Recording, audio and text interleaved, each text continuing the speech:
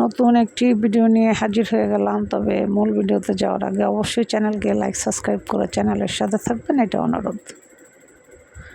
মানুষ যখন মারা যাবে, এই দুনিয়াতে প্রত্যেকটা মানুষ মারা যাবে, মৃত্যু অনিবার্য।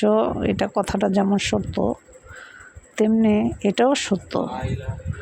আপনি যদি সারা জীবন খারাপ মানুষের সাথে চলেন, কাল হাসরের ময়দানে সেই খারাপ মানুষের পাশেই আপনি থাকবেন।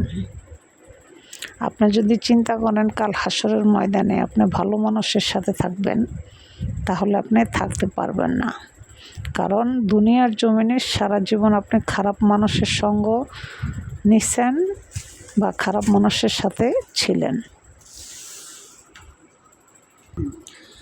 তাই দুনিয়াতে যতদিন বেঁচে থাকবেন চেষ্টা করবেন ভালো মানুষের সাথে থাকার জন্য, ভালো মানুষের সাথে চলার জন্য। সেটা হোক স্বামী, সেটা হোক ভাই বোন, সেটা হোক শ্বশুর শাশুড়ি, সেটা হোক বাবা মা। কথা হচ্ছে ভালো মানুষ হতে হবে। আপনার বাবাও যদি খারাপ হয়, তার সঙ্গ আপনার ত্যাগ করতে হবে।